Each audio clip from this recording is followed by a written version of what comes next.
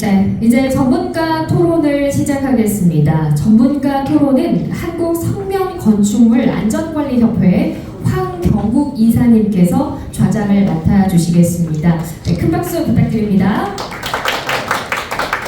네, 오늘 토론자분들도 잠시 소개해드리겠습니다. 먼저 발표를 맡아주셨던 김도형 변호사님 오늘 토론 함께 하시고요. 또 최병석 대표님도 함께 하십니다. 또 교육부 교육시설과 배정익 과장님도 오늘 토론 함께 해주시고, 환경부 대기관리과 강택신 보건전문관님, 그리고 서울교육청 미래학교추진단 경기도교육청 학교공간조성 환경보건시민센터 최예용 소장님 함께 해주시고요. 한양여자대학교 보건행정학과 심상효 교수님, 또 농매의원실 선임비서관 문관식 박사께서 오늘 토론에 참석을 해주셨습니다. 귀한 지혜의 말씀 나누시기를 기대해보면서 그럼 이제 마이크를 황경욱 이사님께 넘기겠습니다. 고맙습니다. 예, 시작하겠습니다. 오늘 주제가 되게 좀 무거워요. 그렇죠? 좀 어둡고 또 어떻게 보면 좀 암담하기도 했죠. 시멘트가 이렇게 위에서 있는지 잘 몰랐던 분들도 계셨을 거고, 또 이런 문제가 이제는 이제 시작이라는 것이죠. 이제 건물을 만드는 단계부터 시멘트가 나중에 다 철거 해체 제거가 되는 과정, 그리고 거기 나온 폐기물이 다시 또 그 처리되는 과정들이 굉장히 유해한 문제가 되는 그런 얘기를 들었습니다. 자, 그러면 이제 여기에 대해서 오늘 여기 계신 전문가들께서 이렇게 어떤 많은 그 의견을 얘기해 줄 수 있을 거라고 보고요. 일단 패널 분들의 어떤 의견을 한 분씩 들어보고, 그 다음에 이제 패널 분들끼리 자유토론도 진행을 해보도록 하겠습니다. 자, 그러면 일단 우선 먼저 오늘 지금 얘기했던 주제에 대해서 내가 이런 얘기를 꼭 하고 싶다라고 하신 패널 분 먼저 순서대로 얘기해 볼까요? 안 되겠다. 제가 먼저 말씀드려야겠네요. 옆에 계신 우리 교육부 교육시설 과장 배정익 과장님의 앞에 주제에 대해서 잠깐 의견을 들어보도록 하겠습니다. 교육시설과장 배정익이라고 합니다. 사실 저는 주제에 대해서 토론할 정도의 지식을 가지고 있지는 않고요. 오늘 이제 발표해 주시는 내용을 보면서 사실은 교육부가 특히 시설과장으로서 말을 아끼는 게 좋겠다는 생각이 먼저 들었고요.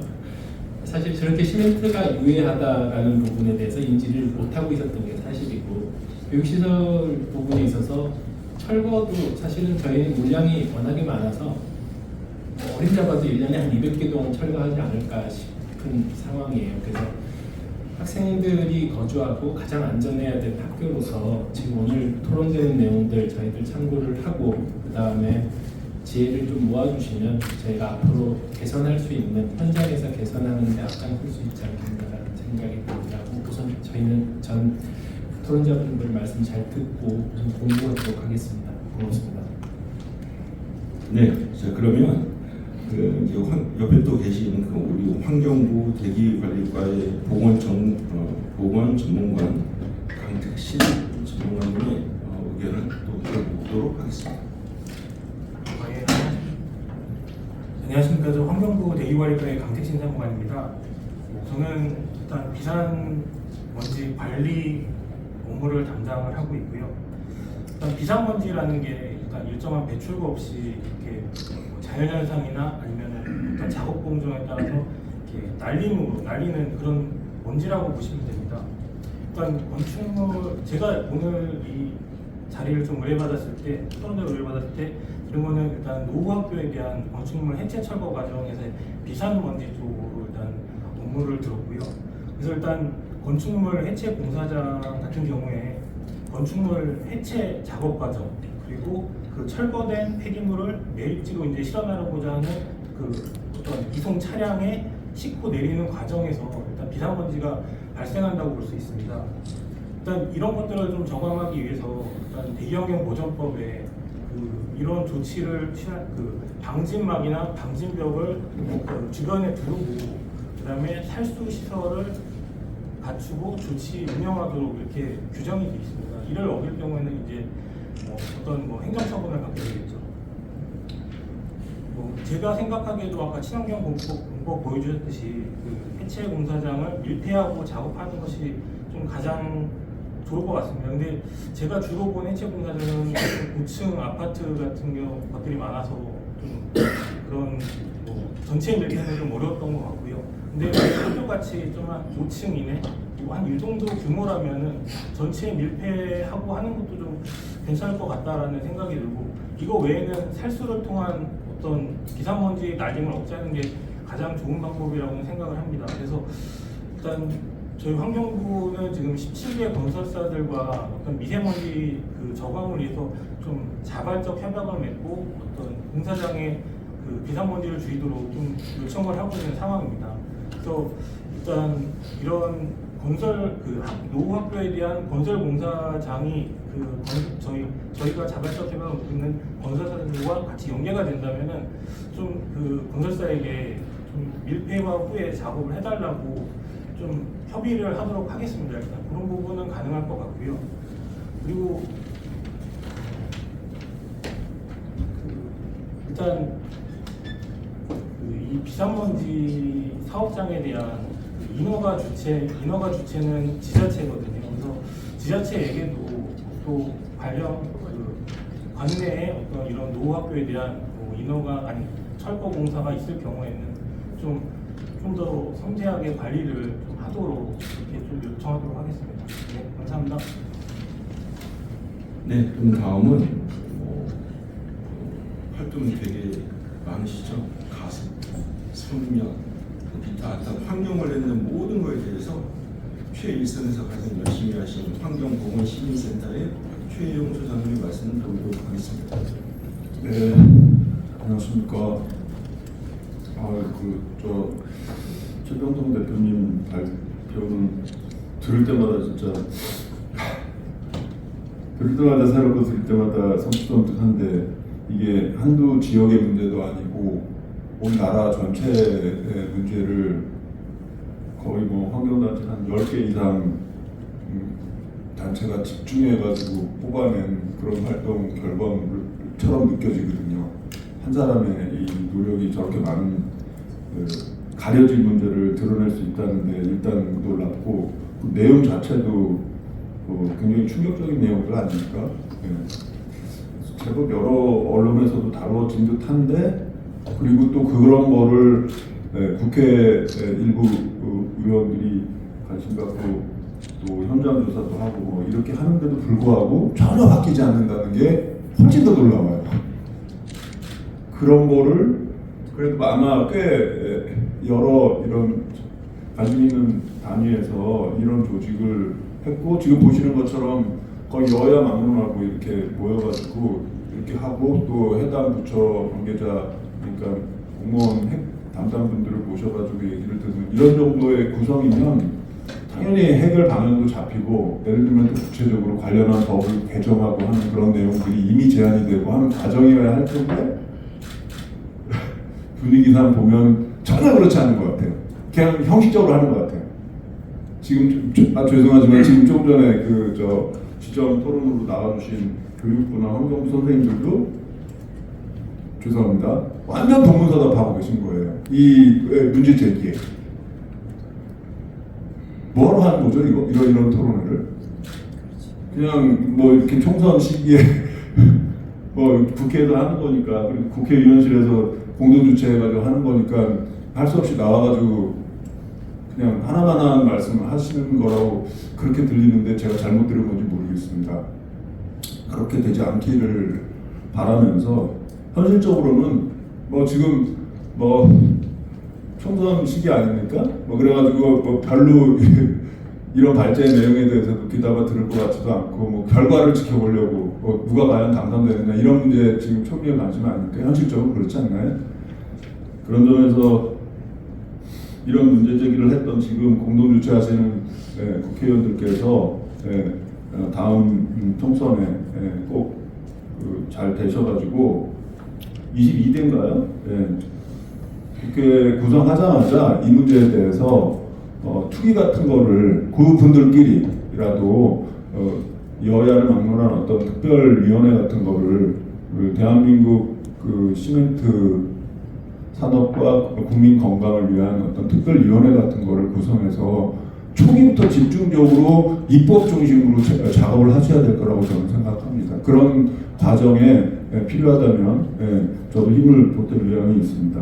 그렇지 않고 초기 몇몇 핵심 법안을 관련된 내용들을 이렇게 바꾸기 위한 그런 초점을 맞춰놓고 그 다음 국회 초기에 그거를 바꿔내지 않으면 내내 이렇게 아무런 일도 없이 여러분 이 내용에 대해서 문제 제기한 내용들은 그대로 살아 있는데 실제로 바뀌는 거 하나도 없는 또 그러한 상황이 반복되지 않을까 이렇게 우려가 됩니다.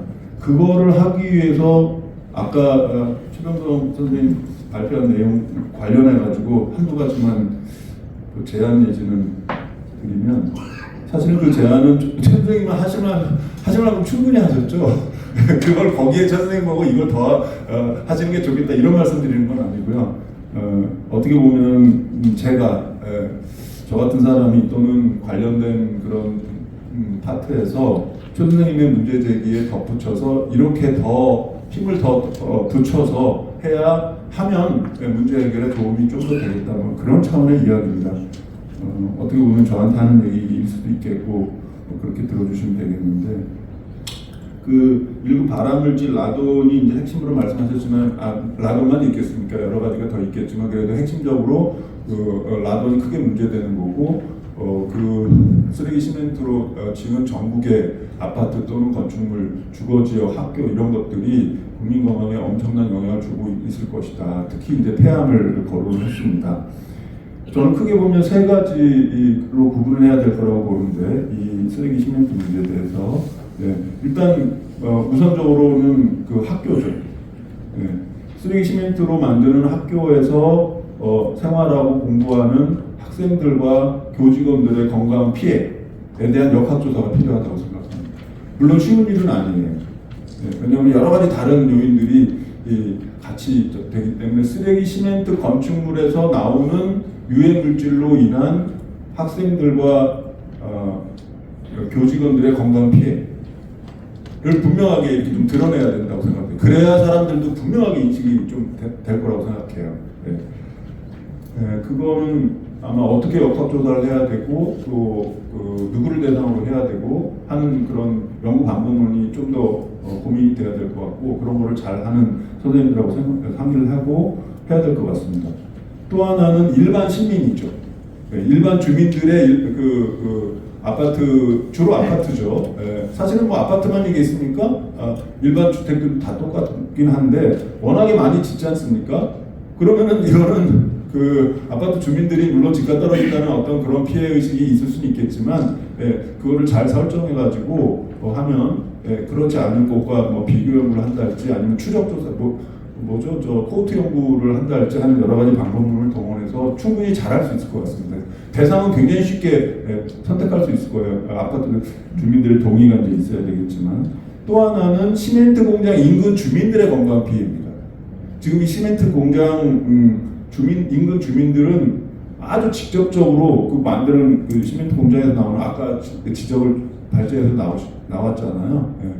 그 주민들은 이미 공장에서 일을 하지 않고 또는 그 탄광에서 일도 하지 않았는데 진폐증, 시멘트 공장 인근에서 산다는 이유만으로 진폐증에 걸려서 돌아가시는 분들이 생기고 있고, 이미 그것도 환경부의 그 시멘트 공장 인근 주변 주민 건강 영향 조사를 통해서 확인되고 있어요. 그런데 확인만 하고는 그냥 손 놔요. 그냥 모니터링만 해. 사실상 피해 주민 대책에 대한 그 다음 한 발 더 나아가는 그런 환경보건 정책이라는 거는 거의 존재하지 않고 있는 거예요. 그냥 모니터링 또 해요. 지금도 또 한다고 하더라고요. 건강 피해가 확인이 되는데도 불구하고.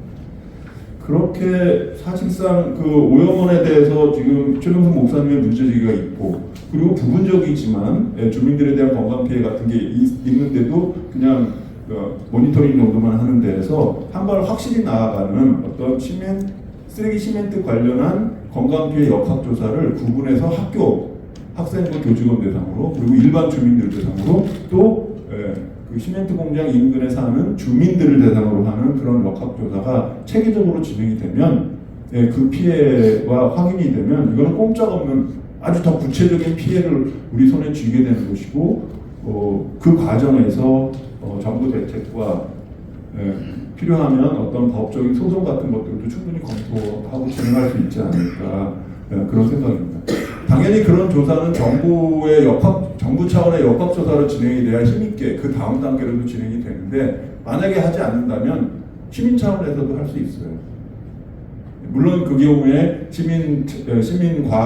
시민단체가 같이 해서 했을 때 그 다음 단계 이제 정부나 지자체가 그걸 받아서 해야 되는 그 다음 한 단계를 더 거쳐야 되는 어려움이 있긴 하지만 그래도 정부가 하지 않는다면 자치단체가 하지 않는다면 그런 방법도 같이 동시에 추진을 해야 될 거라고 그렇게 생각을 하고요. 다시 정리해서 말씀을 드리면 지금 쓰레기 시멘트의 유해성에 대해서는 저렇게 분명하게 이제 증거도 나오고 확실하게 나온 거를 바탕으로 그렇다면 구체적인 피해, 건강 피해 부분을 확실하게 이렇게 조사하는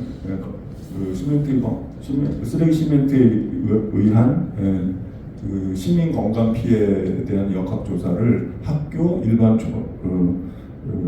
주거 시설 그리고 시멘트 공장의 인근 주민들을 대상으로 진행을 하자. 그런 내용들을 바탕으로 제도적인 개선을 위한 다음 차기 총선 직후에 다음 국회 구성하자마자 여기에 관심을 갖고 오늘 토론회를 조직한 그런 의원분들을 중심으로 특위를 만들어서 그런 제도 개선을 추진하자. 그리고 그런 내용들에 관심 갖는 여러 단위의 지금 발제하신 분뿐만 아니고 오늘 토론회를 조직하신 그런 여러 단위의 분들이 같이 모여서 다시 한번 그런 TF 같은 거를 구성해서 실질적으로 진행을 하자. 맨날 토론회를 하고 언론에 한 번 더 나오게 하고 하는 정도로는 이게 개선되지도 않고 그렇게 할 문제가 아니다. 이미 국민들이 폐암이라든지 아주 구체적인 피해를 직접 입고 있는 그런 상황 아니냐라는 말씀으로 제 토론을 가름하겠습니다. 감사합니다. 예, 말씀 잘 들었습니다. 여기 오늘 오신 모든 분들은 아마 아파트나 어떤 주택에 사실 거고 또 여기 계신 분들의 자녀나 친지 여러분들이 학교에 다닐 거예요. 그러면 아까 말씀하신 대로 시멘트가 이렇게 유해하다 그러면 문제가 좀 심각한 거죠. 저는 지금까지 성면에 대해서만 좀 문제성에 대해서 나름대로 열심히 했는데 이번에 더 심각한 것 같아요. 자, 그리고 이제는 제가 여러분들 가실 때 여기 보면 카달고 있어요. 이거 꼭 한 곳씩 가져가셔서 꼭 읽어보시기를 부탁할게요. 왜냐하면 저는 오늘 이 자리에 앉기까지 여기 카달로그를 한 3번 정도 봤는데 정말 좋은 내용이 너무 많아요. 그러니까 내용이 좋다는 거죠. 이 자체에 그런 게 아니고. 근데 이제 제가 보니까 지금 이제 그 국회의원 노웅래 의원실의 문관식 선임 비서관님께서 교재에 나오는데 주제는 안 했어요. 시멘트 유해성에 대한 현황과 이슈에 대해서 아마 하실 말씀 팩트가 되게 많으신 것 같아요. 그래서 그 부분에 대해서 우리 문관식 선임 비서관님의 말씀을 잠깐 들어보겠습니다. 네, 안녕하세요. 노웅래원실의 문관식 선임비서관이라고 하고요. 우선은 제 자료가 민간 포럼에 썼던 자료인데 갑자기 발제본이 들어서 좀 자료집이 있어서 좀 놀랐던 부분이 있고요. 오늘 시작하기에 앞서서 방금 전에 말씀해 주셨던 부분에서 2가지 좀 정정을 하고 좀 넘어가겠습니다. 첫 번째는 저희 원실은 원토론회에 공동 주최를 하지 않았기 때문에 저희 원실이 주최했다라고 말씀하신 건 좀 팩트가 맞지 않은 것 같습니다. 그리고 두 번째는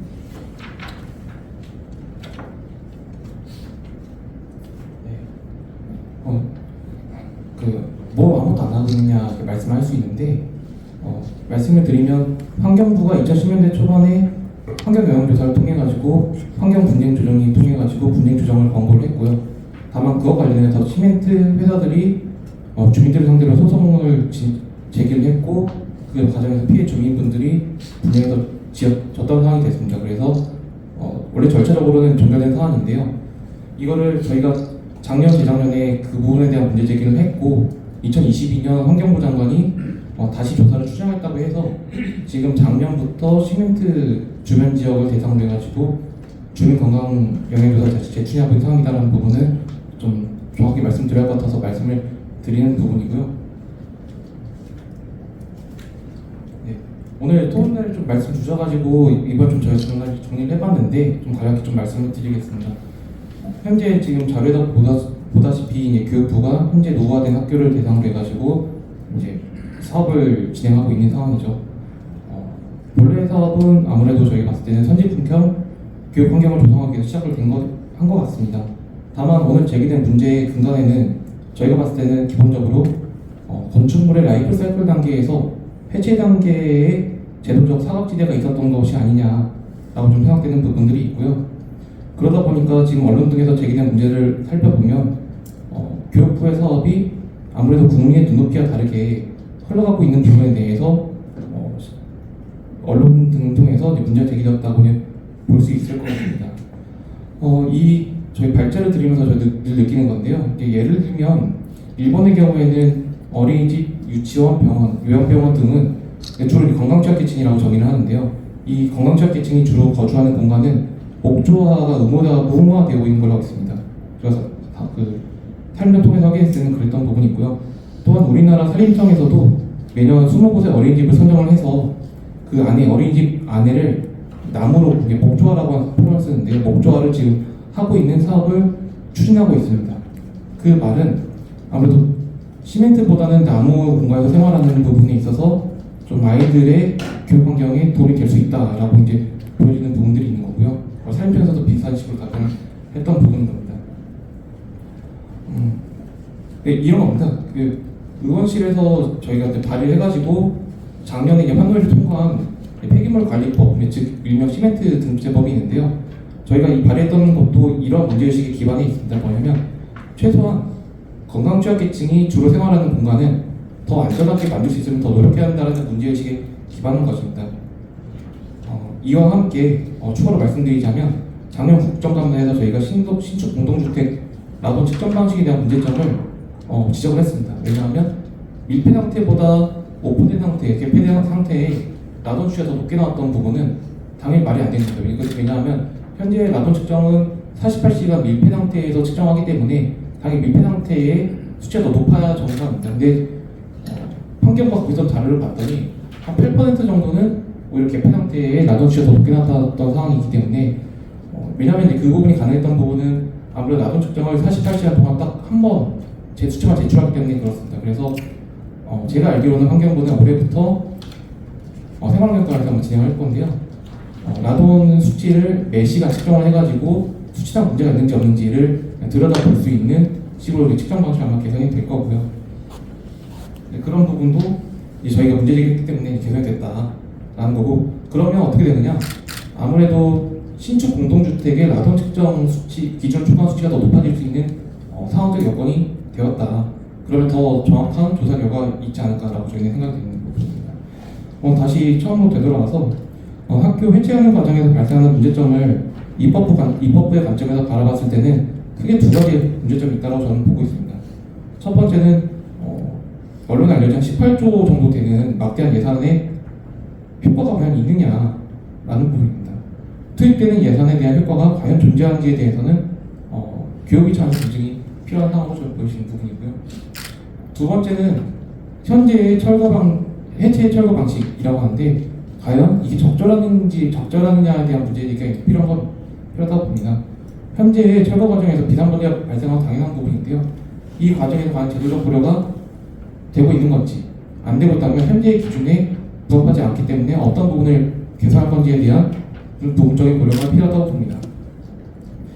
이걸 두 가지를 정리하면 이렇습니다. 교육부의 현재의 사업은 환경부 추진하고 있는 맑은 하늘을 만들기라는 정책에 역행한다고 볼 수 있는 것입니다. 유럽의 경우를 살펴보면 건축물 철거에 대해서 엄격한 기준을 가지고 소음, 비상먼지, 진동 등을 최대한 억제해서 오염 배출을 차단하는 정책을 추진하고 있는 것과 관련해서 좀 비교되는 부분이 있다라고 보여지는 겁니다. 그러면 이제 이렇게 볼 수 있습니다. 뭐냐면 문제는 과연 학교 철거 현장에만 한정된 문제냐라는 부분에 대한 문제의식이 있는 겁니다. 해체 철거 현장과 관련해가지고 교육부, 환경부 등은 그냥 정보 당국이라고 볼 수 있는 거죠. 학생과 국민의 안전을 위해서 기준에 대한 심도 있는 고민이 필요하다. 이에 대한 연구도 추가로 필요하지 않을까라고 보여지는 부분이 있고요. 이제 시작하기 앞서 조장님께서 책자에 있는 자료를 말씀해 주셨는데요. 이 부분은 저희가 작년 제작 2022년에 시멘트 중금속 유해성에 대한 문제 제기를 의원님께서 국정감에서 제기를 하셨고, 그 차원의 일환으로 지난해부터 환경부는 시멘트 민관 합동 포럼을 진행하고 있습니다. 그래서 저도 거기 가서 이제 입법 부처나 설명 정도 참석해야 된다고 해서 어쩔 수 없이 가서 좀 참석하고 있는데요. 그 과정에서 이런 고민이 들었던 겁니다. 뭐냐면 왜 입법부 차원에서는 2008년, 2022년, 2023년에 쓰레기 시멘트에 대한 문제를 제기했는지, 이게 어디서 어떠한 부분에 대한 문제가 있었고 왜 입법부 차원에서 이런 문제를 지적하는지에 대해서 좀 하면 더 많이 알았으면 좋겠다라고 해서 저희가 자료집을 만들었던, 제가 발표 자료 만들어서 발표했던 자료인데 그 자료에 실려 있는 부분인 것 같고요. 이 책자에 보시면 자료가 있는데요. 좀 간략히 말씀드리면, 물론 외부에서 봤을 때는 제도나 정책이 멈춰 있고 왜 변화가 없는지에 대한 의문점이 드실 수 있습니다. 왜냐하면 나는 그대로인데, 물론 그럼에도 불구하고 입법부라든지 행정부도 굉장히 많은 노력을 기울이고 있다라고 말씀드릴 수 있을 것 같고요. 저희 의원님 역시도 계속해서 국회 차원에서 문제 제기를 많이 하셨습니다. 그래서 이런 부분에 대해서 충분히 저희 노력을 하고 있는데, 물론 부족한 부분이 있는 건 사실이지만 최선을 다하고다는 말씀을 드릴 수 있겠고, 저희가 3년 동안에 이제 의원님께서는 시멘트에 대한 문제 제기를 많이 하셨고요. 그 결과를 자료집에서 보실 수 있듯이 시멘트 공장 주변 지역에 대한 건강 영향 조사가 제출이 되는 부분이 하나 있었고, 이제 다른 업종과의 형평성이 맞지 않는, 그러니까 많은 오염물질이 배출되는 시멘트 업종이 통합화가 업종에 들어온 것도 있고, 저희 관련해서 법도 저희가 개정했고요. 환경부 장관, 하나제 환경부 장관이 시멘트 중독 기준을 마련하겠다고 해서 지금 관련된 연구 과제가 추진되고 있고, 이 부분이 민간 포럼에서 다뤄지고 있는 부분이 있습니다. 또한 시멘트 유가크롬 측정 방식에 대한 개선도 같이 고민되고 있는 부분이 있고요. 하나 또 말씀드리면, 거기 이제 자료집에 보면 이슈에 그린워싱이 있는데요. 친환경이라는 부분에 대해서 좀 다 같이 고민해야 할 필요성이 있다라고 저는 보여지는데, 아까 봤듯이 친환경 공법이라는 이야기가 나왔습니다. 다만 환경부 차원에서 친환경이라고 하는 거는 자원순환의 관점에서 더 많은 쓰레기를 집어넣어야 현재 기준에서는 친환경이라고 표현을 쓰기 때문에, 우리가 친환경이라는 단어, 공법이라는 단어는 좀 지양했으면 하는 바람이 있고요. 그 과정에서 의원실 역시도 지지난해부터 문제를 제기해서 작년 말 올해 초에 환경부에 이제 고시된 내용을 보면, 친환경 시멘트가 가능했던 친환경 인증, 환경부 인증 제도가 있는데, 환경 표시 인증이라고 있는데, 거기서 시멘트 제품은 제외가 됐습니다. 그래서 저는 앞으로는 친환경 시멘트라는 말은 가급적이면 사용 안 했으면 하는 바람이 있고요. 왜냐하면 이 부분은 친환경 인증 제품에서 빠졌기 때문에 그런 거고, 그런 부분과 연결지어서 의원실에서는 시멘트 유해성에 대해서 문제가 있다, 그리고 이게 국민 건강에 문제가 있을 수 있다라는 부분이고, 과연 이게 보건조사, 역학조사까지 해서 입증할 수 있겠느냐라고 했을 때 저는 그 부분에 대한 약간 의문점이 있습니다. 왜냐하면 지금 현재 쓰레기가 들어가지 않은 시멘트는 거의 없다고 볼 수 있습니다. 라돈 문제와 저희가 의원실에서 라돈 문제를 제기하지 않았던 이유와 마찬가지인데요. 보통 조사 방법론에 따르면 이 부분을 이거의 효과성을 입증하기 위해서는 중거 집단과 비교 집단이 필요합니다. 그리고 문제는 뭐냐면, 쓰레기 시멘트가 들어간 시멘트와 그렇지 않은 시멘트를 구분할 수 있어야 하는데, 지금 우리나라는 그렇지 않은 상황이기 때문에 이 부분에 대해서 입증이 어렵고, 또한 보건학적에서 접근했을 때 과연 굳어진 시멘트에서 시멘트에 살고 있지 않은 사람과 비교할 수 있겠느냐, 이 부분에 대한 저희가 좀 의문점이 있는 부분이 있어서, 그래서 의원실에서는 쓰레기가 최대한 덜 들어갈 수 있게끔 불완전 요소라든지 산소 포화도에 대한 문제를 바로 잡아야 한다라는 부분과 시멘트 유해성에 대한 최소한의 가이드라인을 마련해야 한다. 그리고 마지막으로 자료집에서 보시면 알겠듯이 이게 가능하게 된 가장 큰 원인은 우선 쓰레기 시멘트가 시멘트에 쓰레기를 집어넣는 행위를 보통 이걸 가리켜가지고 코프로세싱이라는 단어를 쓰는데요. 이게 보통은 소각입니다. 소각인데 에너지 회수에 들어가는데 우리나라만 EU나 OECD와 다르게 이게 지금 재활용에 들어갔습니다. 우리나라는 재활용이고 해외에서는 소각으로 분류가 되는데 이 부분을 좀 바로 잡아야 한다. 왜냐하면 저희가 작년에 이제 삼성전자를 갔다 왔는데 삼성전자에서 이야기하기를 본인들은 친환경 기업이고 친환경 기업이 되기 위해서 굉장히 재활용률을 높이고 있고 뇌제를 추진하고 있다. 그래서 삼성전자의 작년에 재활용률은 97%다 라고 하는데 이 부분을 시멘트에 들어간 부분을 다 제외를 하면 50%밖에 되지 않아요. 근데 이 부분이 가능하게 된 이 원인은 저희는 재활용 기준을 해외와 다르게 잡았기 때문에 이 부분에 대해서 좀 개선이 필요하다라고 저희는 강하게 지금 주장하고 있는 상황입니다. 좀 말씀이 길어서 죄송한데요. 우선 좀 요약을 하면 더 안전한 작업 환경 그리고 교육 환경을 만드는 거는 꼭 부처뿐 아니라 당연히 국회 차원에서 당연히 접근해야 할 문제라고 보여지고요. 이 부분에 대한 당연히 기준과 안전은 당연히 강화돼야 한다고 저희는 보여지는 부분이 있습니다. 다만 이를 개선하기 위해서는 물론 법적 제도적 개선 방안이 필요한데요. 이 부분에 대해서는 저희도 의원님과 같이 말씀을 드려서 이제 교육부, 환경부, 노동부와 같이 한번 이 부분에 대해서 어떻게 좀 바로잡을 수 있는지에 대해서 같이 한번 좀 더 고민해 보겠습니다. 네, 감사합니다. 방금 전에 말씀하신 재활용에 대한 기준에 대해서 제가 이렇게 듣다가 궁금해서 말씀드리는데 삼성전자가 이제 재활용을 95% 하고 있다. 근데 사실 쓰레기를 빼고 나니까 뭐 50%다. 그러면 현재는 재활용에 대한 어떤 용어 정리가 정확히 된 건가요? 우리나라에서는 법적으로? 저기 우리 문관식 선임 비서관님한테 여쭤보면 재활용에 대한 용어에 대한 정리가 된 거예요? 아니면 아직도 그대로예요?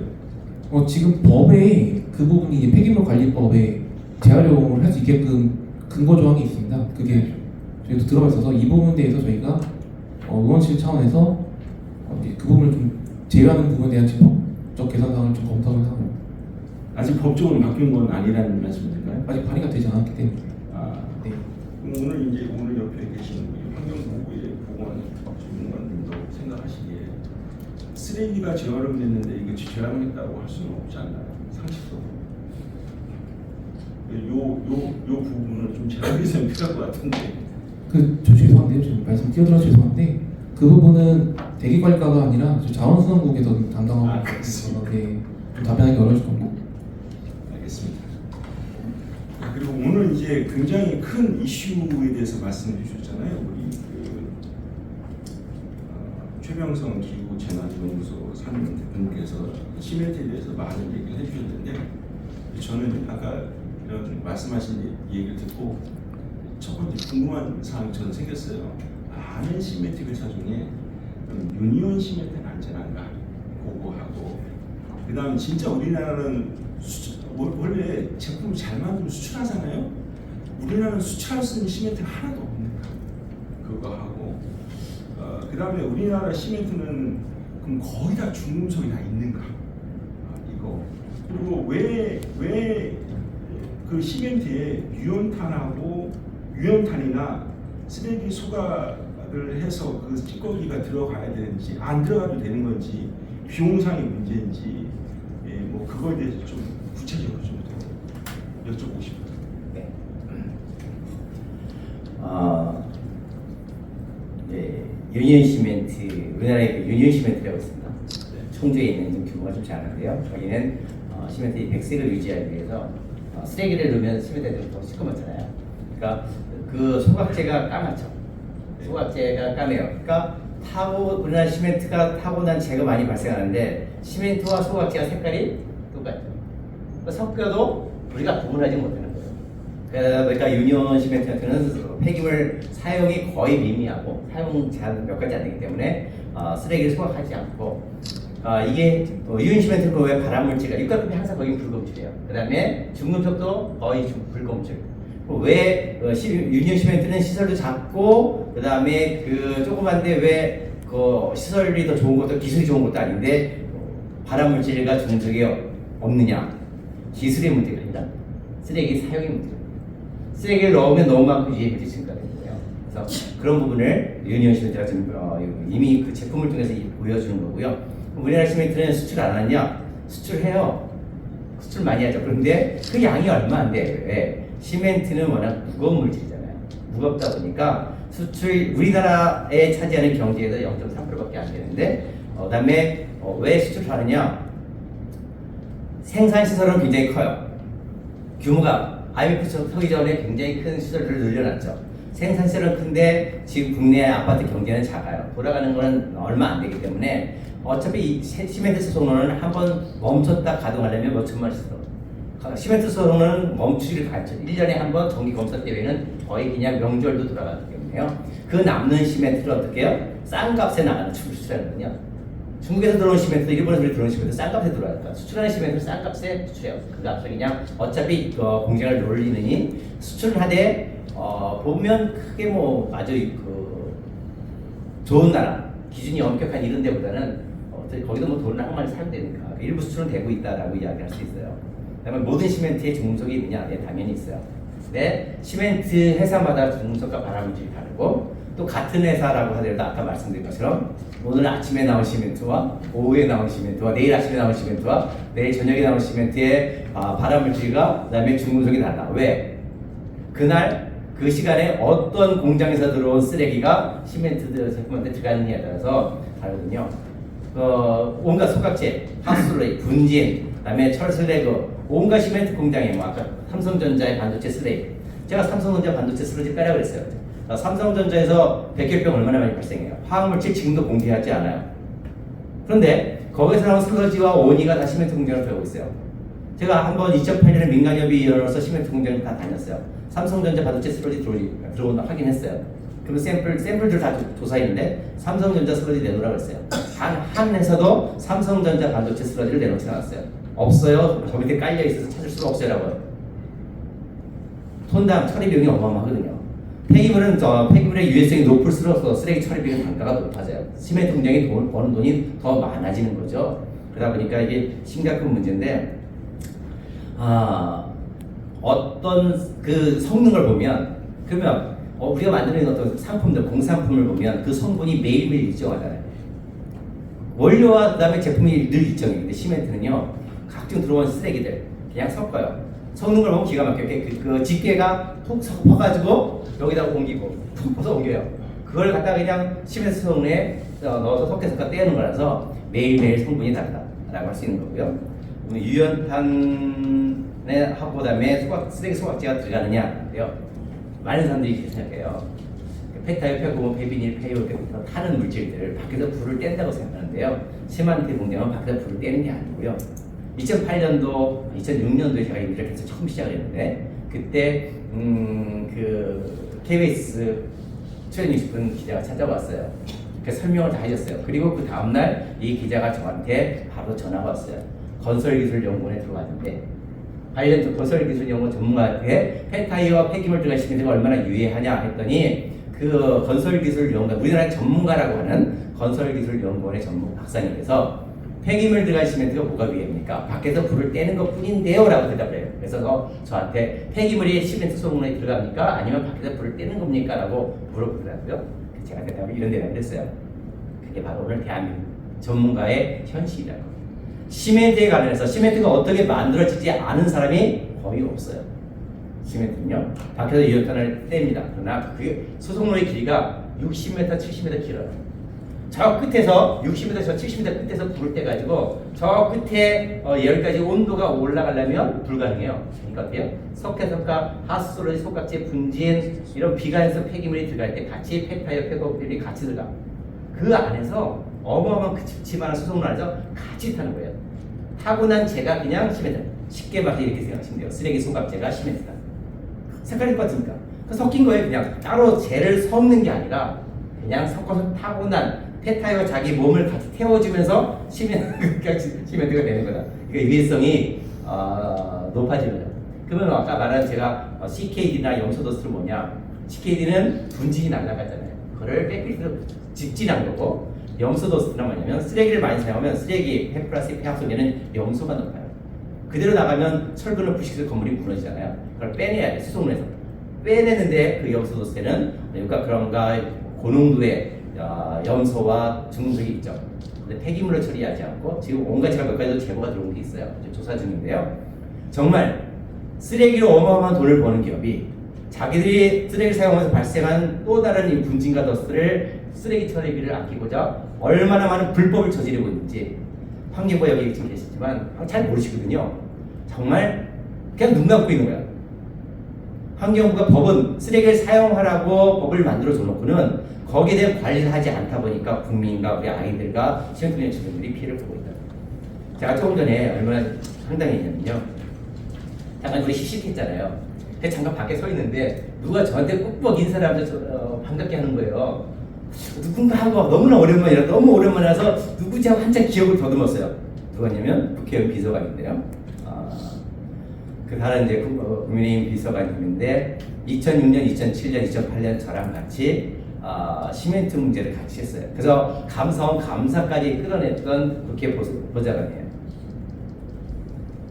10몇 년 만에 만났잖아요. 지나가다가 약을 타고 지나가다가 여기 보면 시멘트라 써 있어갖고 혹시나 내가 있을까 봐 반가워가지고 저한테 방금 인사를 하는 거예요. 어머나 오랜만에 만났죠. 그때 감사원 감사까지 끌어냈었는데 4대 문제가 터지면서 이게 개선하지 못하고 시간이 갔죠. 그때 했던 문제가 지금 똑같은 문제를 하고 있다는 사실이 너무나 슬프죠. 아까 최혜선 소장님 말씀하신 것처럼 이제는 그래도 제가 아까도 말한 것처럼 환경부 보고서를 보면요. 문제가 되면 항상 얘기해요. 조사해 보겠습니다. 늘 영역을 저희가 조사해보겠습니다. 그러고는 개선하지 않아요. 조사가 중요하지 않아. 이미 다 알려져 있어요. 이제는 정말 개선을 해야 될 때다라고 생각을 합니다. 좀 더 오늘 이 자리 만들어주신 거 너무 감사하고요. 이렇게 우리가 진실을 알아갈 때 국민들이 더 많은 진실을 알고 언론이 이 문제를 계속 다룰 때 이제 좀 더 개선의 길이 좀 빨라지지 않을까. 사실은 정말 감사한 게 저 끝에 우리 홍건식 비서관님이 계신데 정말 큰일 해줬어요. 우리 문 비서관님이 이렇게 멋진 비서관이 세상에 다 있구나라고 할 만큼 시멘트에 관한 많은 문제들을 저희 같이 힘을 합해갖고 했는데 정말 국회의원이 한 명만 있어도 제대로 된 보좌관 한 명만 있어도 이 법을 바꿀 수 있는데 이게 참 안 되네요. 아무튼 이제 시작이다. 아까 말씀하신 시작이다라고 생각하고 지금부터 열심히 저도 더 힘내서 바꿔가도록 하겠습니다. 고맙습니다. 네, 제가 사실 성명건축물 안전관리협회에서 어떤 활동을 하는데 제가 알고 있는 데이터는 성면으로 인한 피해자 수는 대략 전 세계적으로 10만 명 정도라고 얘기해요. 그런데 제가 자료를 찾다 보니까 미세먼지로 인한 사망자 수는 훨씬 많더라고요. 그 중에 실외 미세먼지로 인한 사망자 수는 대략 70만 명이라고 해요. 성면 7배 수치가 많죠. 실내 미세먼지 수는 그보다 더 많은 600만 명, 700만 명이라고 해요. 그래서 이제 왜 실내 미세먼지 사망수가 많은가 봤더니 이게 보니까 자료를 실내가 바로 그 미세먼지의 발산 원인이라고도 해요. 그런데 그것도 사실 이해가 좀 덜 됐어요. 왜냐하면 공기청정이 갔다 오면 되겠지라고 했는데 오늘 이해가 조금 되는 것 같아요. 왜냐하면 애초에 건물을 지을 때 시멘트 자체가 문제였고 거기서 나돌이 나오고 중금속이 나오고 해체하는 과정에서 또 어떤 문제가 된다고 하면 좀 문제가 좀 심한 것 같아요. 그래서 오늘 이번에는 제가 다시 또 보건시민센터의 최용 소장님한테 여쭤볼 게 뭐냐면 이분은 성면에 대해서 되게 관심이 많으세요. 또 잘 알고 있고 왜냐하면 성면 해체, 성면이 위험하니까 관리하자. 그것이 성면안전관리법이고 이렇게 저렇게 관리하자는 거고 성면이 위험하니까 학교가 성면 해체 제공자가 할 때는 이런저런 방법대로 안전하게 해체 제공하자 그런 방법이 있어요. 자 그러면 우리 지금 최 수사님께서 생각하시는 지금 어차피 그런 스마트 학교는 시작을 하고 스마트 학교는 분명히 방법이 여러 가지가 있어요. 건축물 다 때려 부시고 철거를 하고 새로 짓는 방법 아니면 리모델링 하는 방법들이 있는데 어쨌든 철거를 해야 돼요. 부분적으로 하든 전체적으로 하든 우리 최용 수사님께서는 건축물을 철거할 때 좀 더 안전하게 할 수 있는 방법에 대해서 한번 생각이 있다고 하면 좀 말씀해 주시죠. 그린 스마트 특별히 그 부분에 대해서 궁금하십니까? 이제 그렇죠. 이제 건축물 어차피 철거를 할 텐데 뭐 거의 모든 건축물이겠죠. 어차피 시멘트가 문제이고 그 시멘트 내에서 비상 문제가 문제이고 중수 있다고 하면 뭔가 좀 이렇게 아까 뭐 건강 피해 주사도 중요한데 일단은 그 전에 철거할 때 방법을 좀 바꿔보자. 기존의 방법이 아닌 새로운 방법 이런 건 어떻게 했냐 할 만한 어떤 제안이 있으시면 얘기해 주시면 합니다.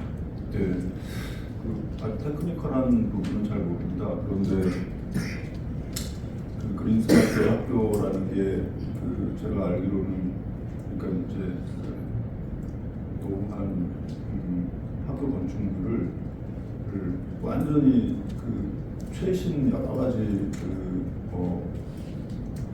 기기나 설비나 이런 거를 이제 장착한 어떤 그런 걸로 이제 바꾸는 개념이라고 알고 있어요.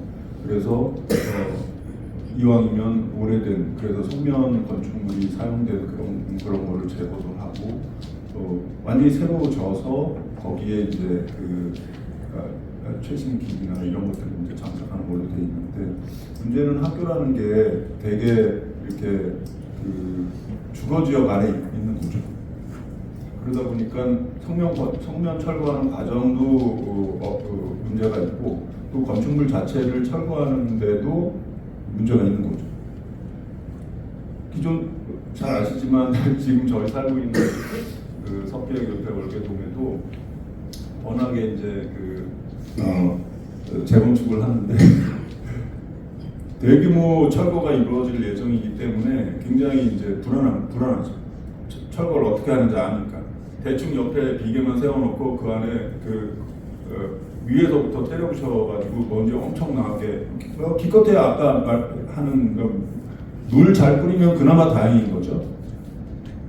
근데 학교는 그런 대규모 재건축할 때 아파트 철거하는 것과 또 다르게 완전히 이 주변에 주거 지역 완전히 밀집해 있는 게 대부분의 학교죠. 그렇다면 성면뿐만이 아니고 그냥 성면 철거한 이후에 학교 건축물을 철거하는 과정에서 나오는 초미세먼지도 이거 자체도 일부 발암물질이기 때문에 그러면 지금까지 알고 있는 여러 가지 방식 중에서 그나마 이게 이제 기술적으로 완벽한지 또 제2의 제3의 문제가 있는지 여부는 잘 모르겠는데 뭐라고 하죠? 완전히 뒤집어 씌워가지고 하는 그런 방식. 밀폐 방식이요. 밀폐인데 무슨 용어가 도움형으로 완전히 뒤집어 씌워가지고 그 안에 발생하는 먼지를 완전히 컨트롤하는 방식으로 이제 철거하는 이제 그렇게 하면 결국은 이제 기술적인 것보다도 비용 문제일 텐데 다른 것보다는 모든 건축물을 다 그런 식으로 해야 된다 그렇게 말하는 건 잘 모르겠어요. 경비 때문에라도. 그런데 학교만큼은 금방 말씀드린 그 조건 때문에 그 입지적인 조건 때문에 그런 방식으로 시도를 해보는 건 어떤지 그런 생각을 해보긴 했습니다.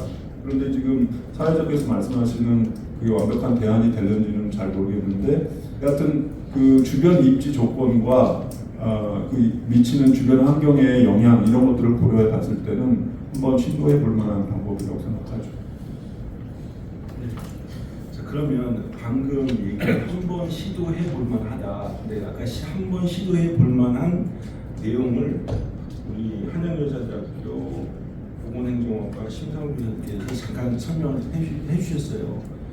이게 정말 기술적으로 또는 시간적으로 해체 제거 작업할 때 아까 지금 시스템 비계를 매고 근데 지금 시스템 비계에 매는 것은 당연한 거고 거기다가 아마 외부로 비슷하지 않게 매직 판넬을 아마 다 커버를 했을 거라고 봐요. 매직 판넬을 하고 그 다음에 이제 해체 제거하는 것이 아까 핀란드 사례를 들으셨는데 그것이 우리나라에서도 가능한지 또 우리나라에서 그렇게 한 사례가 있으면 좀 설명 좀 해줄 수 있을까요? 네, 짧은 시간에 제가 제 자료를 이것저것 찾아서 오늘 발표를 이렇게 했는데요. 국외에서는 그런 사례들이 종종 있습니다. 종종 있고 기술적인 부분들은 제가 이제 뭐 자료만 찾아서 정리는 못했었는데요. 근데 국내에서는 아직 초보 단계입니다. 아직까지 진행하는 부분들은 없고 초 단계에 있는 걸로 알고 있고요. 그래서 제가 이제 그런 사례를 발표한 이유는 첫 번째는 이것입니다. 금년에 초등학교 입학 학생이 몇 명인지 아십니까? 36만 명 정도 된다고 봅니다. 그러면은 제가 왜 그 말씀을 드리냐면은 그렇게 되면은 우리 학교들이 노후화로 인해서 리모델링 또는 해체 제거하는 건수들이 증가할 겁니다. 그러면은 그 대안들을 조금 전에 최수철 장님이 말씀하셨듯이 주거 환경 내에 있기 때문에 그런 대안들을 오늘 이런 공청회를 통해서 포럼을 통해서 그런 대안들을 만들고 또 거기에 따른 우리가 이제 가이드라인을 만들고 법제화할 수 있으면 법제화할 수 있는 그런 부분들을 논의하기 위해서 제가 발표했고요. 그런 기술적인 부분들은 추후에 한번 기회가 된다면은 외국 사례를 구체적으로 한번 말씀을 드리는데 아마 이제 그 대형 건물, 뭐 아파트나 이런 것보다는 학교 건물은 가능할 것 같습니다. 가능할 것 같고요. 왜 가능하냐면은 보통 5층 학교는 5층 건물이고 그런 부분들은 아마 가능할 것 같습니다. 그리고 실질적으로 규모가 그렇게 넓지는 않기 때문에 그 안에 이제 부무시설이나 그다음에 이제 음악 장치, 그런 지침 장치는 충분히 들어갈 수 있고요. 또 뭐 기타 최근에 이제 중첩법이 시행되는데 그런 지혜도 최소화할 수 있는 그런 부분들이 있지 않겠나 하는 그런 생각이 듭니다. 이상입니다. 네. 저는 이제 어제 이걸 하기 전에 저는 잠깐 자료를 봤는데 방금 전에 이제 교수님께서 음압 장치를 얘기하셨어요. 음압 장치는 보통 성매체 제거자고서만 쓰는 건데 그러면 제가 이제 어제 계산을 한번 해봤어요. 100m 길이에 높이 15m 학교에 폭이 5m 되는 그 건물을 다 그러니까 다 이렇게 밀폐를 했을 때, 도움을 씌웠을 때 과연 여기에 해체 제거작을 쓰는 음악기가 몇 대가 들어갈 수 있는지 계산해 봤더니 대략 한 26대가 들어가더라고요. 그 26대를 그럼 어떻게 설치하지 생각을 해봤어요, 혼자 그냥. 근데 지금 여기가 시스템 비계명이기 때문에 층별로 이게 걸어 다닐 수 있는 비계가 다 있어요. 그래서 층별로 6대씩 갖다 놓으면 충분하겠구나라는 생각을 해봤습니다. 자, 제가 이제 또 하나 여쭤보고 싶은 것은 우리 김도영 법무법인 환경규제대응센터장님한테 여쭤볼게요. 이분께서 이제 법적인 거에 대해서 좀 말씀해 주실 텐데 이 철거하는 과정에서 비산먼지로 인한 이런 사건 사고가 많이 있나요? 그리고 그로 인해서 피해 배상 이런 것들이 많이 발생되고 있는지.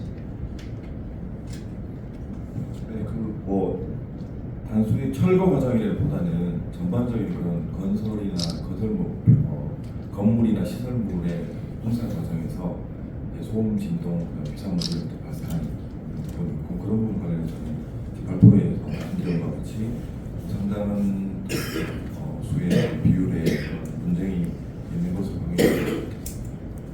단순히 해체 철거 과정은 아니고 전반적인 공사 과정에 해체 철거도 포함하는 그런 과정에서 분쟁이 있다고 말씀드립니다. 이제 걱정되는 건 그런 거죠. 앞으로 이제 우리가 학교 그린 스마트 학교 철거하는 과정에서 분명히 비산먼지가 생길 수 있을 텐데 이제 이런 문제가 생길 수 있지 않을까 싶어서 사전에 방지를 했으면 하는 건데 저는 이제 이런 생각을 해봤어요. 지금 시멘트가 자꾸 문제가 된다고 하니까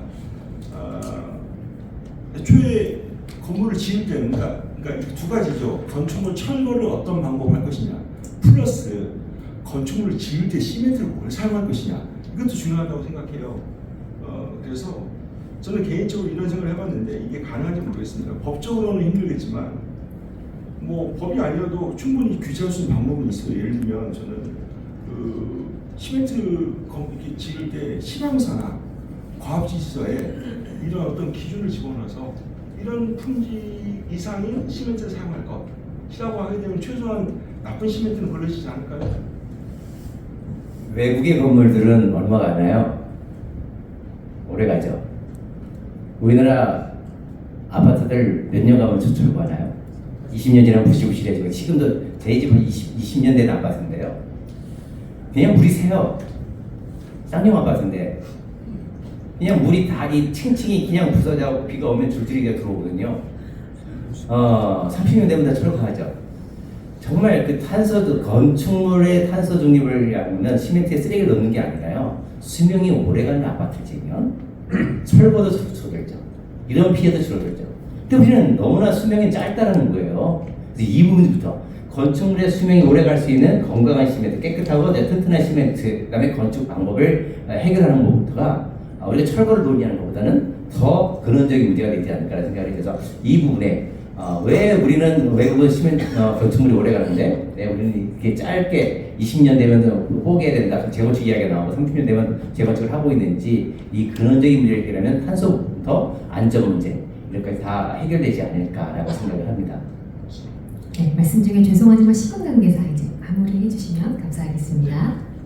자, 일단 그럼 이제 우리 이제 패널 분들의 얘기는 여기까지만 일단 잠깐 듣는 걸 하시고 우리 여기 와서 방청해 주신 분들의 질의와 거기에 맞는 답변 시간을 좀 가져보는 걸로 하겠습니다. 혹시 관련돼서 전문가님들한테 여쭤보십시오. 네, 말씀하십시오. 마이크 갖다 주실 수 있을까요? 그 학교 그린 스마트 미래학교 사업할 때 밀폐형으로 하자고 하셨는데 왜 그게 학교가 더 일반 건축물보다 철거할 때 중요하다고 생각하시는지 알고 계시나요? 학교는 주거 안에 있기 때문에 그 미세먼지가 그게 아닙니다. 제가 이제 아까 환경업 대표님 이사님께서 말씀하신 거는 성면은 완전히 이중 보양을 해가지고 철거를 하지 않습니다. 그게 특히 학교 같은 경우는 학생들이 있기 때문에 그렇습니다.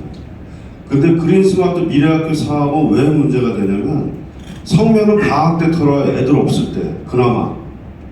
근데 미래학교 사업은 사업을 빨리 교실을 털고 빨리 짓고 막 그게 순서가 바뀐 경우는 있겠지만 빨리 해야 되기 때문에 애들이 옆에서 모듈러 교실에서 공부하고 있는데 털어요.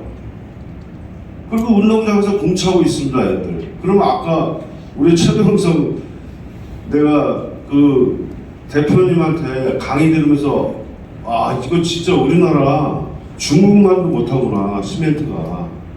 자, 완전 쓰레기 집단이고 완전 국민을 기만하고 아파트 멋있게 져가지고 아파트에서 사는 게 행복이고 인생의 목표가 아파트 하나 분양받는 거고 이런 이제 이것까지 다 연결이 되는데 학교는 무조건 밀폐형으로 가야 합니다. 여기까지 막 시멘트 그렇게 유해하다고 아까 최병정 대표님이 말씀하셨는데 그거를 밖에서 공차면서 다 마셔요. 그게 말이나 되는 겁니까? 아까 강택신 환경부 사무관님 이게 공무원들 지금 오늘 배정희 시설과장님 교육부에서 오셨어요. 멀리서. 지금 경기도교육청, 서울교육청 요 수도권에 있는 나는 시설과장들은 와 있을 줄 알았어요. 이거 전부 고발감입니다. 어떻게 담당자들이 이런 토론회를 안 오고 그리고 아까 강택신 택신 사무관인지 전문관 죄송한데 직책을 잘 몰라가지고 저 토론회 할 때 제발 공무원들이요 검토해보겠다. 아까 밀폐형 그거는 가능할 것 같다. 뭐 할 것 같다. 이런 거 좀 하지 마시고요. 시범적으로 좀 해보겠다. 이렇게 좀 실제로 하는 거를 얘기를 해야지. 그리고 이제 담당자 바뀌면 또 끝이에요. 다시 또 이거 토론회 또 아까 최병성 회장님 말씀하셨지만 또 20몇 년 후에 또 이것도 해서 그럼 언제 바뀝니까? 그러니까 배정희 과장님한테 제가 감히 저 말씀을 드리면 이 그린 스마트 미래학교 사업할 때 이게 지붕 씌워서 완전 밀폐를 하지 않으면 애들 그거 아주 쓰레기 시멘트 가루 다 마십니다. 그 성인이 돼서 마시는 거하고 지금 그 그린 스마트 미래학교 제가 알기로는 유치원부터 고등학교까지 다 하거든요. 그 나이 어린 애들 거 마시면 그게 나중에 성인이 돼서 그게 다 암의 원인이 되고 정말 전문가는 아니지만 그런 생각이 들어서 진짜 제발 이게 지역별로 뭐 경기도는 크니까 두세 군데, 서울에 두세 군데, 뭐 저 지방에 이렇게 해서 시범적으로 조금 예산을 좀 더 투자해서 시범 사업을 좀 빨리 해서 그 시범 사업을 통해서 이걸 하니까 전혀 먼지를 애들이 안 먹는구나. 그다음에 애들뿐만 아니라 경기도하고 서울은 그 인근에 아파트 단지도 있고 밀집돼 있잖아요. 그래서 대정이 과장님께서는 돌아가시면 빠른 시일 내에 시범 사업하는 거를 좀 제안해드리겠습니다. 하실 수 있겠습니까? 우선 밀폐형 방식을 처음 들었거든요. 보겠습니다. 근데 이제 공무원들 제가 특성이 여기만 싹 벗어나면 끝이거든요. 그거 좀 명심해서 국가를 위해서 좀 자부심을 가지시고 또 학생들 건강을 좀 생각해 주셨으면 고맙겠습니다. 예, 죄송합니다. 좋은 말씀 고맙습니다. 지금은 제가 들어보는 질의가 아니고 그냥 내용을 그냥 쭉 서술해 주신 것 같아요. 그러니까 학교는 무조건 밀폐원을 채워야 된다. 아이들 공부 차는데 성분 시멘트를 가고 먹으면 안 되지 않냐. 그 다음에 검토하지 말고 적극적으로 좀 사업에 반영해달라. 그 다음에 일단 시범한 사업이라도 해보자. 뭐 이렇게 압축해서 말씀한 내용을 인 것 같습니다. 자, 또 뭐 질문하실 거 있으신 분은 질문하시고 없으면 회의는 여기까지 하는 걸로 할게요. 또 질문 있으신가요? 한국생활환경생명협회 진득환입니다. 교육부에 건의를 하겠습니다. 지금까지 정책을 위반하면서 잘 하셨는데 당부 말씀을 드리겠습니다. 지금 건축물을 해제할 때 시스템 비계하고 가림막을 바로 설치합니다. 안 하는 거 아니에요. 다만 그걸 직선으로 설치했지 위에 덤을 들지 않아요. 그러다 보니까 이것이 비산먼지가 많이 날아다니거든요. 그래서 조금만 더 신경을 쓰셔가지고 이걸 다 막을 수는 없지만 지붕을 반만 막아가지고 해주시면 고맙겠습니다. 사업계획 설명하실 때 잘 검토하셔가지고 정책으로 반영됐으면 감사하겠습니다. 지금 시스템 비계 설치 안 합니다. 지금 다시 질문을 드릴게요. 지금 시스템 비계 설치 안 하고 그냥 합니다. 그냥 일반 비계로 맨날 지금 규정에 시스템 비계 안 하게 돼 있어요. 아, 그래요? 잘못 알고 계시는 거고 일반 마대 성질의 그걸로 그냥 대충 막아서 하고 있으면 안 돼요. 그럼 뭐 처분하는 과정에서 비산먼지들이 막 날리겠네요. 날리는 정도가 아니라 제가 현장에 가봤어요. 공을 차고 있더라니까요. 털고 있는데 이거 빠른 시일 안에 빨리 이거 해결하지 않으면은 진짜 문제가 심각해질 겁니다. 예, 알겠습니다. 물론 이게 철거 과정에서 여러분들이 비계하고 시스템 비계가 이렇게 뭔지 좀 차이를 모르시는 분도 있을 수 있는데 공사 현장 가시면 그 동그란 파이프 있지 않습니까? 그거 막 해가지고 올려놓는 거 일반 비계고요. 시스템 비계는 간격이 딱 정해져 있어서 여러분 눈에는 잘 안 보이고요. 판넬로 다 막아놔요. 그래서 딱 봤는데 판넬이 깔끔하게 정리되어 있다. 그럼 시스템 비계로 인해서 매직 판넬 사항이구나. 아니면은 비계를 막 설치하고 천을 막 해놨다. 이것은 일반 비계를 했구나. 당연히 이제 일반 비계를 했을 경우에는 먼지들이 좀 밖으로 나오는 경우가 더 많겠죠. 그런 부분 말씀하실 것 같은데 알겠습니다. 잠깐 한마디만 좀 적게 짧게 할게요. 그러니까 지금 이 철거의 그 비상 문제가 되잖아요. 근데 왜 이렇게 안 하느냐라는 것은 유해성에 대해서 심각성을 모르기 때문인 것 같아요. 시멘트 가루가 정말 그 가루가 얼마나 인체에 심각한지, 특히 우리 아이들에게 한번 노출돼서 몸에 그거 각인이 되면 아이들 생이 계속 위험하거든요. 그래서 그 심각성을 좀 더 인식하는 게 그래야지만 아마 이 문제가 좀 개선되지 않을까 싶습니다. 교육부도 그 문제, 시멘트 아이들 분진의 유해성에 대해서 심각성을 모르기 때문에 이렇게 무대책으로 지금 방치한 상태에서 철거가 되는 것 같아요. 그래서 시멘트 가루와 거기 안에 있는 유해 물질이 시멘트 유해 물질이 없어도 시멘트 분진 자체만으로 굉장히 유해하거든요. 아이들 호흡기라든가 아이들 한 번이 질환을 생겨버리면 평생 따라가는 비용과 발생이 계속 이어지게 되는데, 그래서 그거에 대해서 좀 심각성을 고민하시고 거기에 따른 대책들을 세워가는 게 좋겠다 생각을 합니다. 인식을 좀 바꿨으면 좋겠다는 게. 네, 좋은 말씀 감사합니다. 이제 이런 말 있잖아요. 물고기가 물이 오염되면 살 수가 없고, 공기가 오염되면 동물들, 사람들도 살기가 쉽지 않겠죠. 우리가 성면 같은 경우는 유해하다는 게 성면이 비산되기 때문에 기준을 만들어 놓고 그 기준에 따라서 하는데, 아직까지 이 철거 시장은 그런 기준이 좀 많이 미흡한 것 같습니다. 자, 끝으로 이제 아마 이런 모든 내용들이 아마 여러분들이 아마 그 철거하는 과정에서 좀 조심하고, 또 플러스 건축물을 세우실 때 좀 품질 좋은 시멘트 쓰자. 그래서 이런 걸 좀 사전에 방지해야 될 것 같은데, 마지막으로 우리 그 교육부의 시설 과장님이 앞으로 이렇게 저렇게 뭐 하겠다 이런 얘기를 좀 듣고 끝으로 매진말을 하겠습니다. 이 여기 계신 분들의 이런 문제 제기가 아마 우리나라를 더 살기 좋게 만들지 않을까 싶습니다. 근데 이제 결국에는 문화의 문제일 거예요. 비용의 문제고 문화의 문제고 시간의 문제고.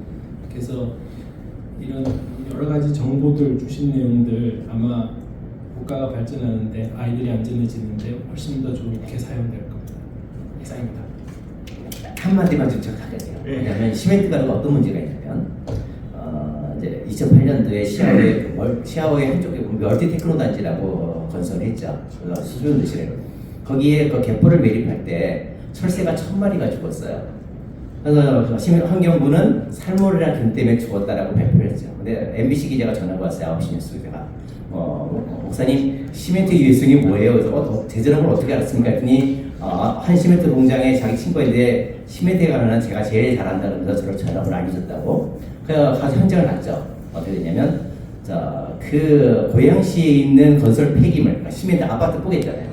그 가루를 삼성물산 동구에 8만 대가 와서 묻은 거예요. 이제 시작에 불과했던 거죠. 그걸 도시를 건설한다고 갯벌에 매립을 했는데, 갯벌에 물을 만났어요. 어떻게 됐을까요? 물을 만나니까 시멘트 가루, 옛날에 30년 동안 갇혀있던 그냥 물로만 콘크리트 만든 게 아니잖아요. 콘크리트 혼화제라는 것을 창해요. 온갖 화학물질, 포르말데히드, 나프탈렌, 이런 온갖 발암물질의 혼화제 화학물질로 만들어지거든요. 그게 물을 만나서 녹아나와. 노란 물이 시멘트가 강알칼리, 12가 넘는 강알칼리와 콘크리트 혼화제가 누런 물들이 갯벌에 고여있고, 거기에 철새들이 담그면서 철새가 살이 다 녹아서 1000마리가 죽은 거였어요. 살모넬라균가 아니라, 살모넬라균은 보균이 죽지 않거든요. 이게 한 개 부분이었는데, 그래서 제가 뉴스를 내보냈고, 그 수자원공사가 더 이상의 시멘트 가루를 건설 폐기물을 반입을 중단했죠. 근데 이게 그래서 시멘트 가루가 단순히 그냥 가루만 아니라, 시멘트 가루는 강한 알칼리성이라서 그거 자체가 굉장히 위험하고, 거기에 또 포르말데히드, 나프탈렌의 혼화제 성분이 또 함께 섞여 있고, 그다음에 중금속이 있기 때문에요. 굉장히 아이들에게 유해하다. 그래서 그 유해성을 좀 더 심각성을 정부가 인식해야 된다는 거예요. 예, 뭐 말씀을 들으면 들수록 더 심각하죠. 만들어서 건물을 지었더니 거기서 위험물질 나와, 철거하는 과정에서 유해성 물질 나와, 그걸 다시 건설 폐기물로 리사이클 했더니 거기서 또 유해성 나와. 이거 대책이 참 까마득하네요. 예. 이런 어쨌든 토론회를 자주 가져서 좀 계속 이렇게 똑같은 패널 분들이 계속 나오셔가지고 주기적으로 이런 회의를 하면 저는 훨씬 더 좋아질 거라고 생각합니다. 자, 오늘 토론회는 여기서 마치도록 하겠습니다. 수고하셨습니다. 고맙습니다. 황병구 사장님 그리고 토론자 여러분 열띤 토론 감사드립니다. 오늘 논의됐던 고견을 통해서 정말 학교 시설물의 쓰레기 시멘트의 유해성을 줄이고 실질적인 제도 개선으로 나아가길 기대하겠습니다. 끝까지 관심 있게 함께 해주신 여러분께 감사드리고요. 이상으로 정책토론회 모두 마치겠습니다. 함께 해주신 여러분 고맙습니다.